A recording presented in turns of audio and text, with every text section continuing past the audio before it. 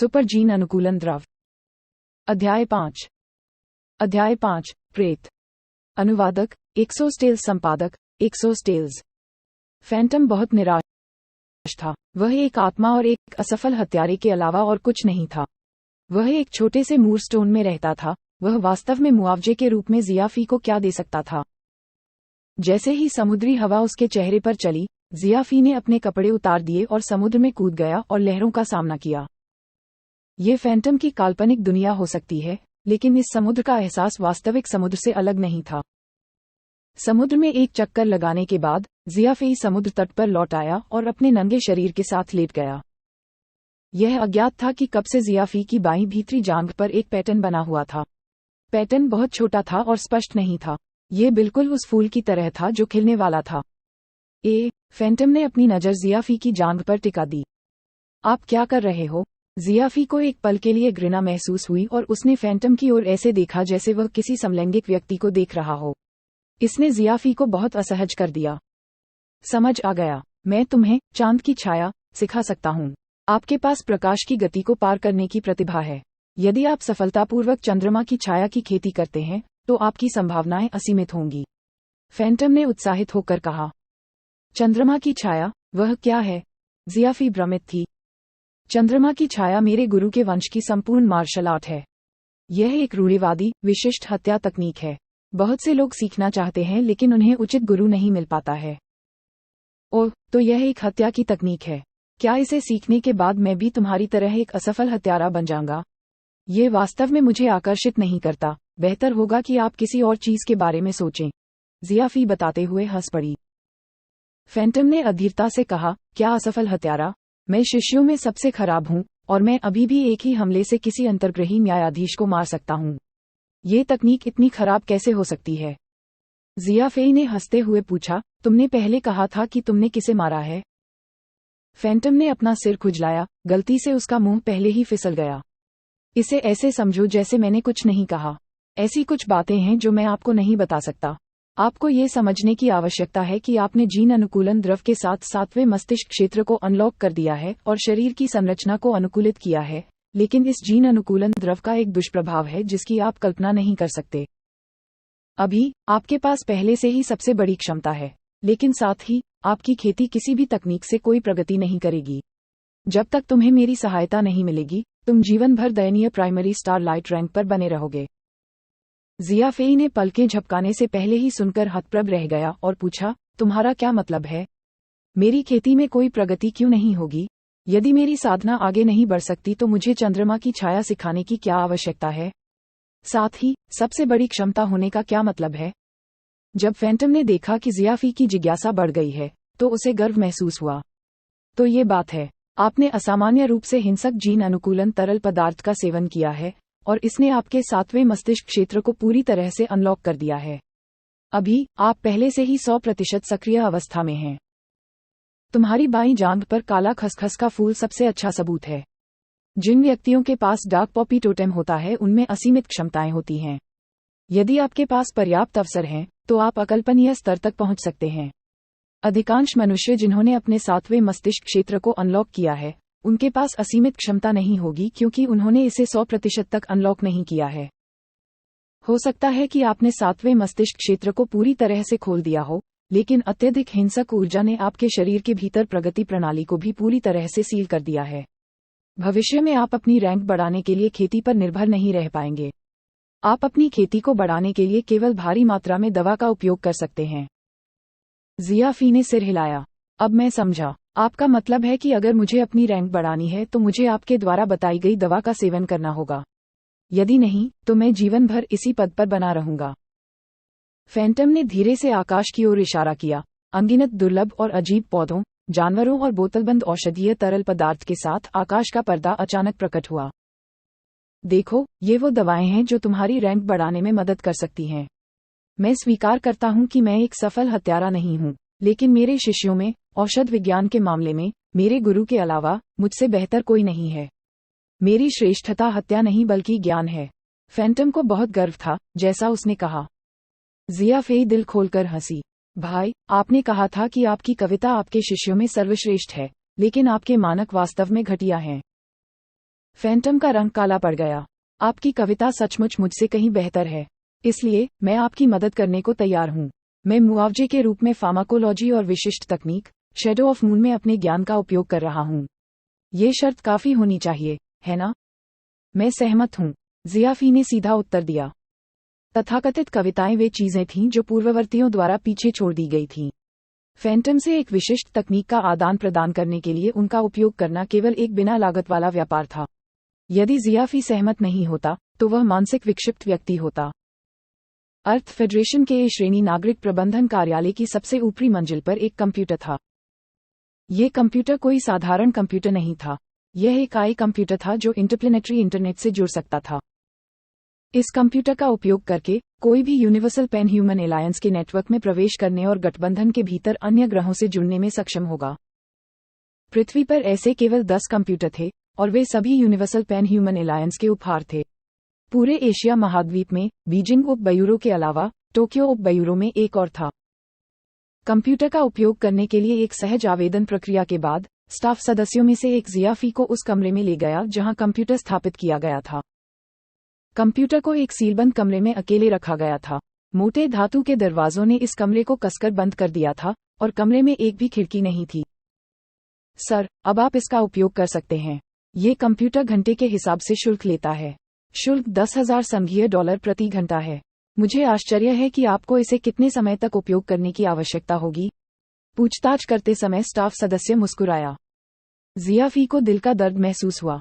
उन्हें हर घंटे के लिए 10,000 डॉलर चुकाने होंगे। इतना ही उनके लिए प्री जीन ऑप्टिमाइजेशन तरल जीवन में आधा साल जीने के लिए पर्याप्त था। फिर 2 घंटे, जियाफी ने प्रतिक्रिया देने से पहले विचार किया। स्टाफ सदस्य ने कमरे से बाहर निकलने से पहले कंप्यूटर चालू कर दिया, जिसके परिणामस्वरूप एकदम सन्नाटा छा गया। ये कंप्यूटर ऐसा नहीं था जिसे आम लोग इस्तेमाल कर सकें। केवल फेडरेशन के ए श्रेणी के नागरिकों के पास उपयोग के लिए आवेदन करने की योग्यता थी। वास्तव में पृथ्वी केवल थोड़े समय के लिए यूनिवर्सल पैन ह्यूमन एलायंस में शामिल हुई थी और महासंघ के भीतर बहुत कम ए श्रेणी के नागरिक थे। इन 10 कंप्यूटरों में से अधिकांश समय निष्क्रिय अवस्था में थे। मशीन चौकोर आकार की थी, लेकिन वह सुंदर चांदी की चमक से चमक रही थी। इसके सक्रिय होने के बाद एक अनुमानित स्क्रीन पॉपअप हुई। एक युवा महिला और मशीनी आवाज ने कहा, अल्फा टाइप 379 एआई कंप्यूटर सक्रिय हो गया है। जुड़े हुए कनेक्शन सामान्य हैं। कृपया एक निर्देश जारी करें। वह ब्रह्मांड की एक सामान्य भाषा, चार्लोट भाषा का उपयोग कर रही थी।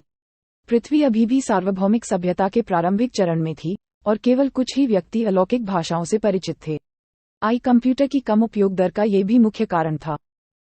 बेशक, यह जियाफी के लिए कोई समस्या नहीं थी, जिसे अनुवाद माइक्रोचिप के साथ लगाया गया था। अंतर्ग्रहीय इंटरनेट दर्ज करें, जियाफी ने निर्देश दिया। हाँ, कृपया एक क्षण रुकें, एक महिला ने ठंडी आवाज में उत्तर दिया। प्रक्षेपित स्क्रीन फ्लैश हुई और जटिल शब्द जियाफी के सामने प्रकट हो गए। अव्यवस्थित शब्द और रेखाचित्र जियाफी की आंखों को धुंधला कर रहे थे। जियाफी को केवल सिरदर्द महसूस हो सकता था। अलौकिक लोगों के पास बेहतर तकनीक हो सकती है, लेकिन उन्होंने इसे इतने गंदे और अविश्वसनीय तरीके से किया।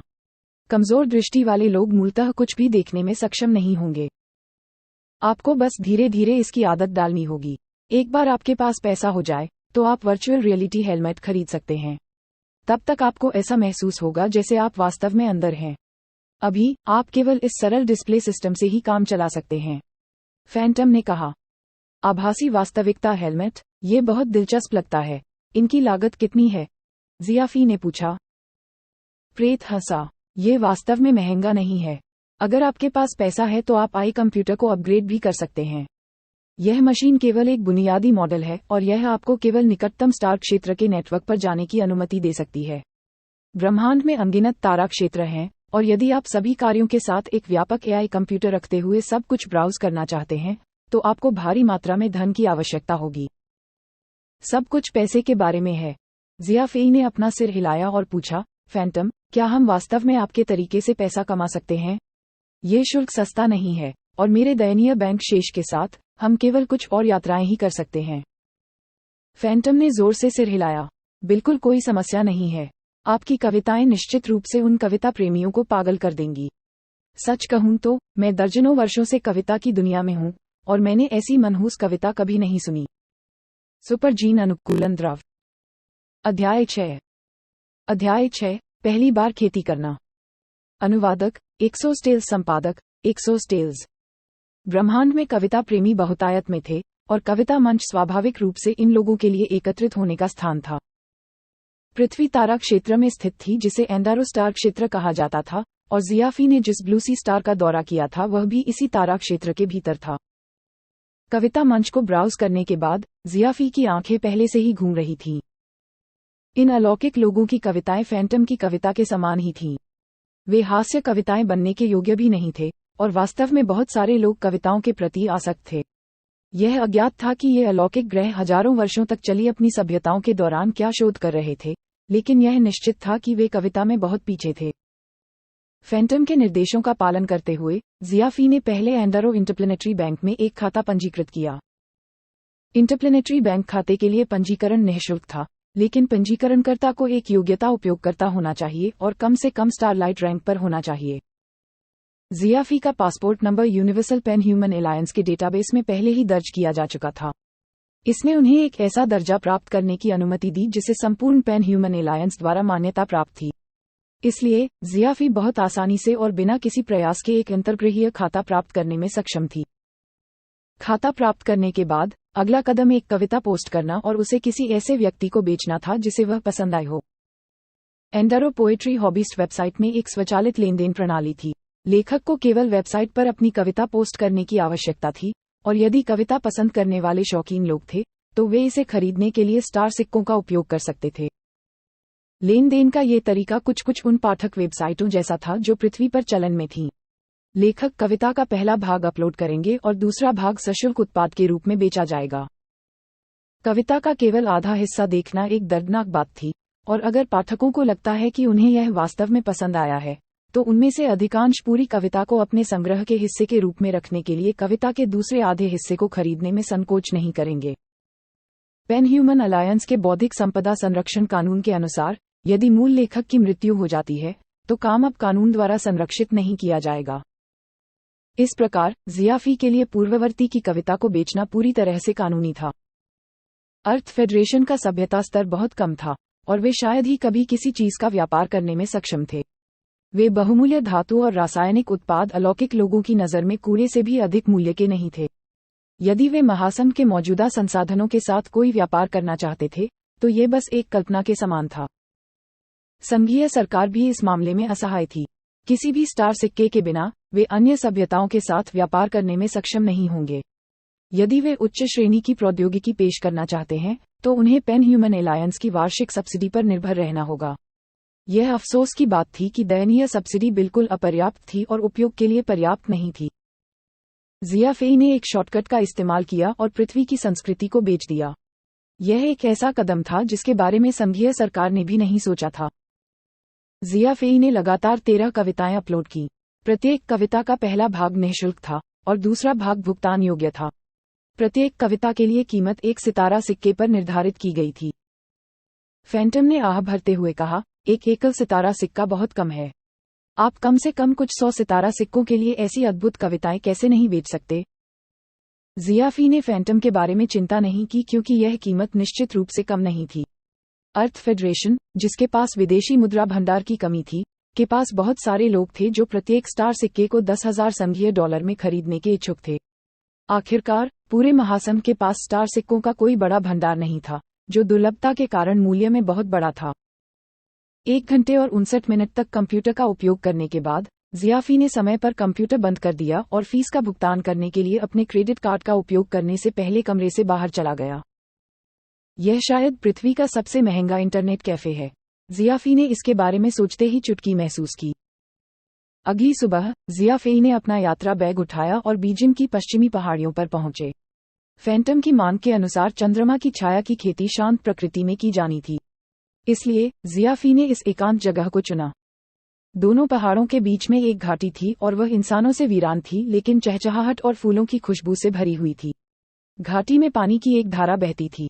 ये पदयात्रा के लिए काफी अच्छी जगह थी। ये जगह बहुत एकांत है। मैं आपके विचार स्थान पर अभ्यास क्यों नहीं कर सकता?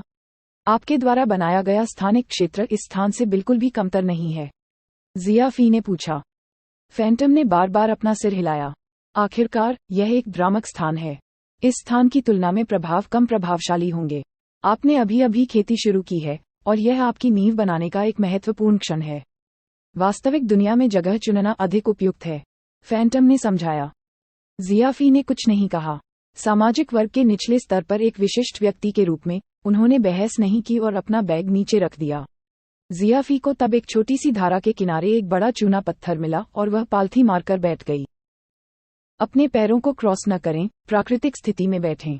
हत्या की तकनीक का अभ्यास करते समय सबसे महत्वपूर्ण बात यह है कि आप अपने आप को पूरी तरह से वातावरण में डुबो दें। आपको मानव और प्रकृति की मिलन अवस्था को प्राप्त करते हुए अपने आप को आसपास की चट्टानों और घास के साथ मिलाना होगा। ये बहुत महत्वपूर्ण है। तथाकथित हत्या तब हमला करना है जब इसकी कम से कम उम्मीद हो। लो प्रोफाइल स्थिति में रहें और एक भी घातक प्रहार करें।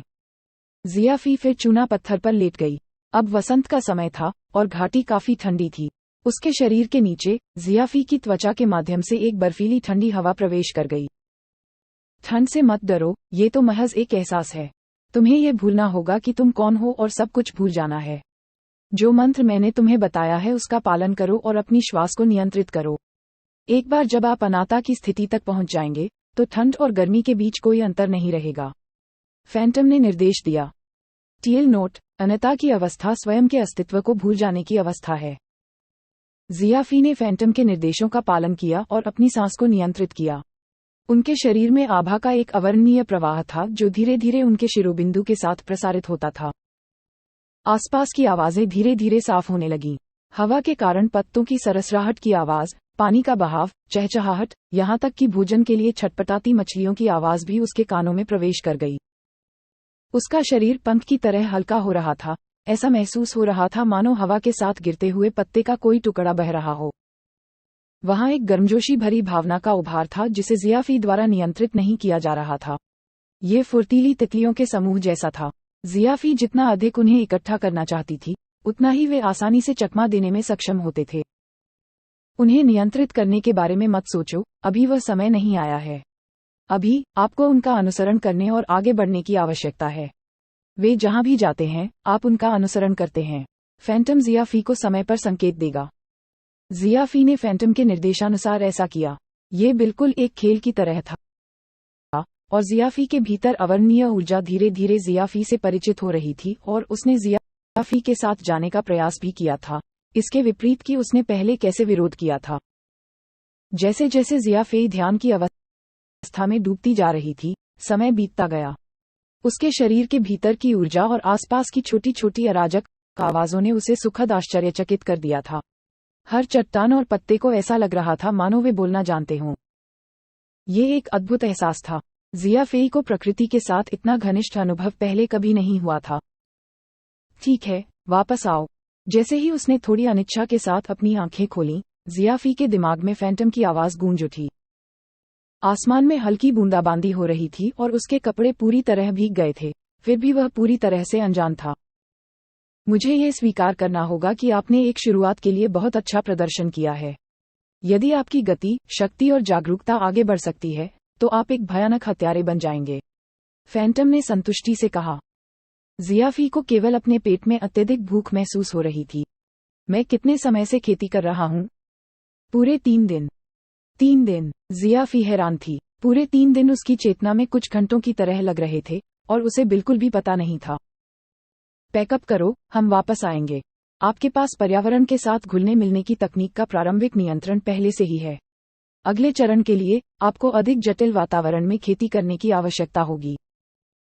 फैंटम मन ही मन विलाप कर रहा था। 3 दिन। ये केवल तीसरा दिन है और उसने पहले ही आभा क्षेत्र और पर्यावरण का समन्वय हासिल कर लिया है। उस समय मुझे पूरे 3 महीने बिताने पड़े। क्या मुझे उसे बताना चाहिए कि उसने चंद्रमा की छाया का पहला चरण पहले ही पूरा कर लिया है? भूल जाइए, ये तीव्र प्रगति व्यक्ति को आत्मसंतुष्ट बना देगी। मैं उसे अभी अंधेरे में रखूंगा। जियाफी ने अपने बैग से खाना निकाला और बड़े बड़े टुकड़ों में खा लिया। फैंटम तो देखकर ही लार टपका रहा था, लेकिन वह एक आत्मा थी और असहाय होकर केवल खाना ही देख सकती थी। दोनों इस बात से पूरी तरह अनभिज्ञ थे कि एंडारो पोएट्री हॉबीस्ट वेबसाइट इसी क्षण पहले से ही विस्फोट कर रही थी।